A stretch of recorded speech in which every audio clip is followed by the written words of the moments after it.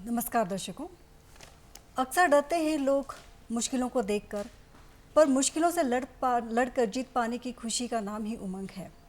दर्शकों, आज का हमारा विषय है संगीत की उड़ान, और इसी विषय पर विस्तृत चर्चा करने के लिए आज हमारे साथ स्टूडियो में मौजूद हैं गुंजन चन्ना जी, जो कि एक संगीतकार हैं, और इन्होंने जो है वो अपनी ग्रेजुएशन फाइन आर्ट्स कॉलेज से की है, और आगे जो पोस्ट ग्रेजुएशन की है इन्होंने पटियाला कॉलेज से की है। और मेरे साथ जो है वो को एंकर हैं गुंजन ठाकुर जी। सर, आपका हमारे स्टूडियो में आने के लिए बहुत बहुत स्वागत है। धन्यवाद। गुंजन जी, आपने एक छोटी सी उम्र में ही संगीत की दुनिया में एक मुकाम हासिल किया है, तो आपने संगीत की दुनिया में जो है वो कदम कैसे रखा? मेरे माता पिता दोनों, बैकग्राउंड मेरा म्यूज़िक में है जी। दोनों अच्छे गायक हैं, रेडियो से अप्रूव्ड हैं दोनों।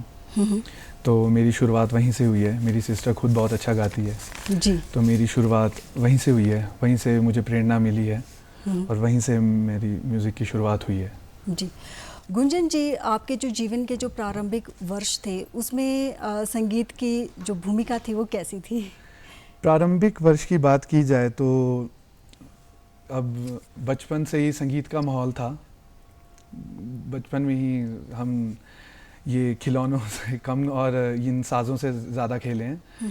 तो पापा और मम्मा दोनों चाहते थे कि हमारा बेटा भी आगे म्यूजिशियन ही बने। तो गॉड गिफ्ट होना गायकी में बहुत ज़रूरी है जी। जो कि मुझे बहुत कम मिला, और वो मिला मेरी सिस्टर को ज़्यादा थोड़ा। तो इसलिए पापा ने सोचा कि ये तो आगे चलकर क्या ही करेगा, चाहिए म्यूज़िक में ही। फिर उन्होंने मुझे एक वायलिन पकड़ा दी, जो कि उनका खुद का इंस्ट्रूमेंट, मन पसंदीदा इंस्ट्रूमेंट है। तो उन्होंने मुझे वायलिन पकड़ा दी। तो ऐसे ही फिर कि आगे चल कर कि म्यूज़िक में तो रहे, तो इसलिए मुझे वायलिन पकड़ा दी। तो वही धीरे धीरे चलते चलते कारवां चलता गया और बढ़ता गया। सर, मेरा सवाल आपसे ये है कि आपने वायलिन सीखी, तो सबसे पहला गाना कौन सा था जो आपने इस पे सीखा? क्या आप हमारे दर्शकों को वो सुनाएंगे? जी ज़रूर, जी ज़रूर।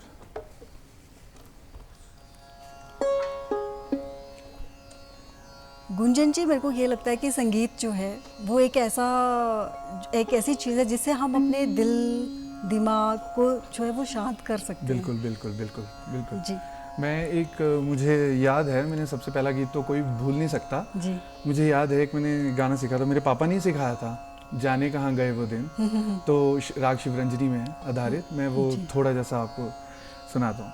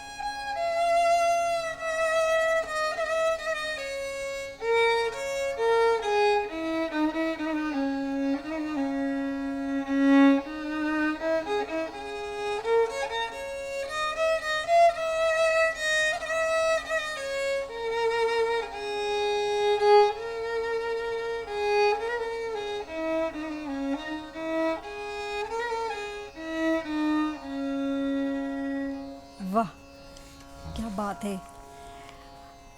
गुंजन जी, ये जो आपने अभी वायलिन पे बजाया आपने, तो ये इसकी जो आपने जो पहले सॉन्ग मतलब जो फर्स्ट मूवमेंट होता है वो हमें याद रहता है, तो ये आपके फादर ने आपको सिखाया था? जी जी जी, मदर फादर दोनों ने मुझे ये सिखाया।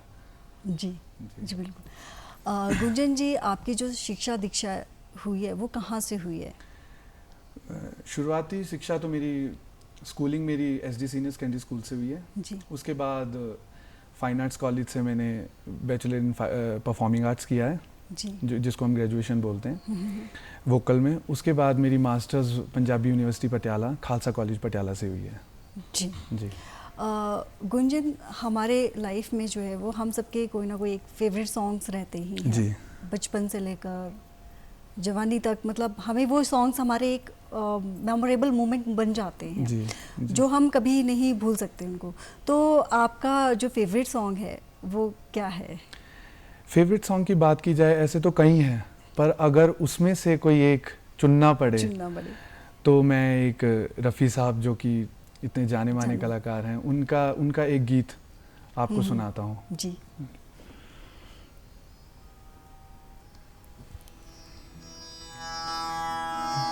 अंतरे से ही शुरुआत करूंगा जी बिल्कुल। जब जब बाहर आई। जब जब बाहर आई और फूल मुस्कुराए, मुझे तुम याद आए, मुझे तुम याद आए। अपना कोई तराना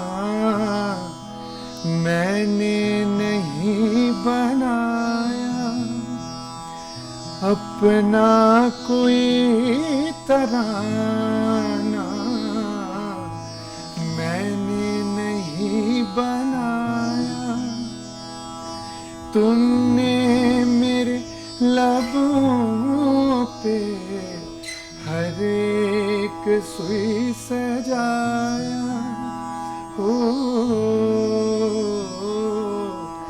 देखी नजर में खुशियाँ और देखे गम के साए, मुझे तुम याद आए, मुझे तुम याद आए। एक प्यार और वफा की तकदीर मानता हूँ, एक प्यार और वफा की तकदीर मानता हूँ। तकदीर क्या तुम्हें मैं तस्वीर मानता हूँ, ओ जब जब मेरे तराने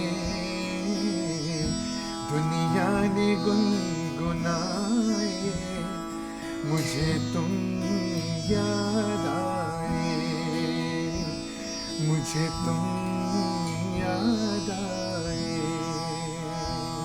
हम ही नहीं बल्कि जो हमारे दर्शक हैं उन्होंने भी बहुत आनंद लिया होगा। गुंजन, इतनी अच्छी आवाज़ है आपकी, तो क्या आपने कभी इंडियन आइडल जैसे बिग बिग शोज़ में जो है कभी अपनी परफॉर्मेंस नहीं दी या कभी सोचा नहीं? एक्चुअली हमारा शुरू से ही शास्त्रीय संगीत की तरफ रुझान ज़्यादा रहा है जी। तो इंडियन आइडल तो हम सारेगामापा मतलब अच्छा मंच है, पर मेरा और मेरी सिस्टर का ये सपना नहीं है कि हम वहाँ जाके परफॉर्म करें। मतलब हमारा अपना है कि हम शास्त्रीय संगीत को ही फॉलो करें आगे। जी, बहुत खूब।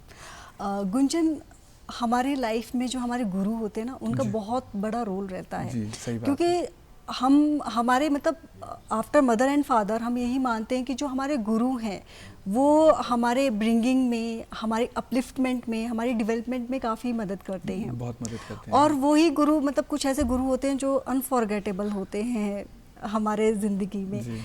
अब जैसे अगर मैं अपनी बात बताऊं तो कुछ ऐसे गुरु हैं जिनको हम नहीं भूल पाते, तो क्या आपकी लाइफ में भी ऐसे गुरु रहे होंगे जिनको आप नहीं भुला सकते, तो वो गुरु कौन कौन रहे? अब देखिए, पहले तो मैं अपने मदर फादर को ही कहता हूँ जी, पर उसके बाद मैं जब कॉलेज में गया, कॉलेज से शुरुआत करता हूँ। गुरुओं की एक्चुअली लिस्ट बहुत है, तो मैं कॉलेज से शुरुआत करता हूँ कि सबसे पहले मुझे वहाँ डॉक्टर प्रवीण जरेट जी मिले जी, जिन्होंने मुझे सबसे पहली बार यूथ फेस्टिवल में गाने का मौका दिया जी, जी। तो उसके बाद प्रवीण जरेट जी के बाद वहाँ पर कई कई गुरुओं ने मुझे काफ़ी सिखाया, जैसे कामनी मैम हो गए, गोपाल भारद्वाज जी हो गए, ठीक है। उसके बाद मैं मास्टर्स में गया तो मेरे लाइफ में सबसे बड़ी भूमिका रही है डॉक्टर जगमोहन शर्मा जी की, जो कि मुझे मेरे पापा के बहुत पुराने दोस्त हैं जी, बहुत पुराने दोस्त हैं। और उनके साथ हैं एक डॉक्टर जगजीत सिंह जी, जो कि खालसा कॉलेज के एचओडी थे। तो उनकी बहुत बड़ी भूमिका रही है मेरी लाइफ में। तो आगे वहीं वो जो फैकल्टी मेंबर थे वो भी सारे, उनसे सीखने को मिला। गौरी मैम हो गए, कुंवरप्रीत सर हो गए, सतपिंदर सर हो गए जी, और तेजिंदर जी हो गए। तो सबसे बहुत कुछ सीखने को मिला है जी। जी, बिल्कुल। सर, गायन की विभिन्न शैलियाँ होती हैं जी। तो एक गायक होने के नाते जी। आपको कौन सी गायन शैली सबसे प्रिय है, जैसे गाने में आपको बहुत ही आनंद आता है? हाँ, जैसे मैंने पहले ही बताया कि शास्त्रीय संगीत की तरफ मेरा काफ़ी रुझान रहा है, तो मैं तो यही कहूँगा कि शास्त्रीय संगीत ही मैं ज़्यादा प्रेफर करता हूँ जी। जी, आपने जो है वो फाइन आर्ट्स कॉलेज से आपने ग्रेजुएशन की है, आप खालसा कॉलेज भी गए हो जी। तो हमारे गुंजन, हमारी जो कॉलेज की लाइफ होती है ना वो बिल्कुल डिफरेंट होती है फ्रॉम आवर स्कूल लाइफ, है ना, जिसमें हम डिफरेंट कॉम्पिटिशन्स में पार्टिसिपेट करते हैं और वहाँ पे हमें काफ़ी कुछ सीखने के लिए भी मिलता है।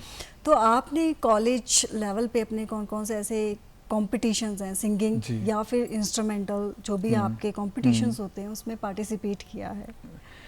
सबसे पहले तो कॉलेजेस का यही रहता है कि यूथ फेस्टिवल्स जी, जो कि इंटर कॉलेजेस होते हैं, ये ऑल इंडिया यूनिवर्सिटीज़ की तरफ से होता है। सबसे पहले कॉलेजेस, फिर उसके बाद इंटर कॉलेज होते हैं, फिर इंटर यूनिवर्सिटीज़ होती हैं। तो ऐसे ऐसे काफ़ी यूथ फेस्टिवल्स में तो काफ़ी पार्टिसिपेट किया है मैंने जी। काफ़ी अच्छा रुझान रहा है वहाँ का। ओके, तो उसमें कोई प्राइज आप जीत के आए हो? हाँ, मेरी 4 साल की ग्रेजुएशन मास्टर डिग्री थी, मास्टर डिग्री नहीं सॉरी ग्रेजुएशन की डिग्री। तो उसमें कॉलेज लेवल में तो 4 साल मेरे को फर्स्ट सेकंड वायलिन में नॉन परकशन क्लासिकल सोलो और वोकल क्लासिकल में वही फर्स्ट सेकंड रहा हूँ। और उसके बाद मास्टर्स में भी ऐसे ही चलता रहा, फर्स्ट, तो ऐसे धीरे धीरे उठता गया। ओके जी। जैसे आप कॉलेज में गए जी, ठीक है, आपने हमारा जो स्टूडेंट लाइफ होती है वो बहुत डिफरेंट होती है ना, तो जब आपने कॉलेज में आपने यूथ फेस्टिवल्स में पार्टिसिपेट किया तो गुंजन हम में ना एक हेजिटेशन या जिसे हम बोलते हैं एक स्टेज फियर होता है जी। तो वो स्टेज फियर क्या आपको वो महसूस हुआ? सबसे पहले देहरी में यूथ फेस्टिवल हुआ, जो कि मेरा सबसे पहला यूथ फेस्टिवल था गायन का। तो वहाँ अब एक्चुअली अब गायन का क्या है कि भाई फियर कैसे दिखेगा, तो आवाज़ कांपेगी बिल्कुल, है ना, तो आवाज़ कांपेगी। तो मेरी आवाज़ कांपती थी क्योंकि अब रियाज भी इतना नहीं था, क्योंकि मैंने कहा कि भाई मुझे वायलिन में लगा दिया गया है, तो वो पहला साल था मेरा क्लासिकल का वोकल का, तो आवाज़ बहुत कांपी। उसके बाद मुझे ऐसा लगता है ना कि जो मैंने ये चीज़ खुद नोटिस की है कि जो रियाज करेगा वही राज करेगा कि रियाज करते गए वो कॉन्फिडेंट बनता गया, फिर वो आवाज़ भी कांपनी बंद हो गई। तो ये गुंजन, जो हमारे अभी यूथ हैं या हमारे कुछ ऐसे स्टूडेंट्स भी हैं जो इसी फील्ड में अपना एक मुकाम हासिल करना चाहते हैं, तो उनको आप क्या सजेस्ट करेंगे कि उनको किस टाइम और कितने टाइम जो है वो उनको रियाज करना चाहिए, कितना हार्ड वर्क उनको करना चाहिए? देखिए, जैसे मैं कहता हूँ कि भाई खाना जैसे हम नहीं भूलते जी, ठीक है, वैसे आप रियाज करना मत भूलिए। मेरे फादर खुद कहते हैं कि भाई अगर स्वर्ग देखना है तो उसके लिए मरना पड़ेगा जी। तो कि आप 100% म्यूजिक को दो, वो आपको पक्का कुछ ना कुछ देकर जाएगा। जी बिल्कुल। कुछ ना कुछ पक्का देकर जाएगा कि अगर फूल बनना है तो बीज को दफन होना ही पड़ेगा। जी, अब जैसे आप स्टार्टिंग में आपने बताया कि मेरे को ये जो आवाज़ थी वो गॉड गिफ्टेड नहीं थी, तो मेरे पेरेंट्स ने मेरे को वायलिन जो है वो पकड़ा दिया, उसको सिखाया। फिर आप कितने टाइम और कितना टाइम आप डिवोट करते थे इसके लिए कि ताकि आप अपना जो है वो वोकल की तरफ आपका ज़्यादा रुझान हो? मेरी सिस्टर सुबह सुबह उठ के रियाज किया करती थी, सुबह 4:30 5। एक हमारे नेबर थे, वो भी हमारे स्टूडेंट थे एक्चुअली, वो आती थी हमारे घर पे, हमारे को उठाती थी, फिर वो भी खुद रियाज करती थी साथ में। तो मैं भी, वो अब साथ में होती थी तो मैं भी ना वो सोते सोते ही ना हमिंग करता रहता था। हमिंग क्या होती है, जैसे ये तानपुरा चला है, ओम, बस सुबह सुबह का रियाज ये है, ओम मतलब जो आपके वॉवल्स हैं वो सारे करने हैं। सुबह का रियाज आपका ये है, मतलब 1 घंटा 2 घंटा 3 घंटा जितनी आपकी क्षमता है वो करिए। तो मैं वो करता गया, तो फिर मुझे ना खुद में वोकल में ना थोड़ा फर्क आना लग गया कि नहीं गा सकता हूँ। तो फिर मैंने जैसे ही स्टार्ट किया, फिर कॉलेजेस में यूथ फेस्टिवल मिल गए, फिर और मेहनत करनी लग गई कि नहीं करना पड़ेगा, अब तो करना पड़ेगा। पहली यूथ फेस्टिवल में सेकंड आया, तो मुझे लगा कि नहीं यार, सेकंड के लिए तो नहीं बना हूँ। फिर मैं चलता गया, रियाज खूब रियाज किया, तब अगली बार मैं दोनों विधाओं में फर्स्ट आया। जी, आपने जो है वो, मैंने ये भी सुना है कि आपने जो है वो रेडियो में बी हाई ग्रेड जो है वो अभी हासिल किया है। जी। तो उसके पीछे जो है वो आपकी कितनी मेहनत है, कितना आप उसमें टाइम जो है वो डिवोट करते थे? जी, जैसे मैंने कहा कि भाई मास्टर्स में मैं ऑल इंडिया नेशनल यूनिवर्सिटीज़ में मैंने कंपटीशन किया, तो उसमें मुझे सिल्वर मेडल आया, ठीक है। तो उन्हीं दिनों में ये रेडियो का ऑडिशंस आ गए, तो उसकी तैयारी मेरी यहाँ पर काम आई। जी, तो ठीक है, बहुत बड़ी बात है कि भाई बी हाई एकदम से आना। मैं इसका श्रेय भी सारा डॉक्टर जगमोहन शर्मा जी को देना चाहता हूँ। जी जी। सर, हम देख रहे हैं कि आपका शास्त्रीय संगीत में रुझान बहुत है, काफ़ी अच्छी पकड़ है जी। तो क्या आप उपशास्त्रीय संगीत में भी रुचि रखते हैं, जैसे भजन या गज़ल? हाँ, मैं गज़ल मुझे काफ़ी पसंदीदा एक शैली है। क्या आप हमारे दर्शकों को जी ज़रूर सुनाएंगे? एक आरती अंकलिकर जी की एक गज़ल है, जहाँ मेरी सिस्टर सीखती है पुणे में। तो उनकी एक गज़ल में थोड़ी जैसी आपको। जी बिल्कुल।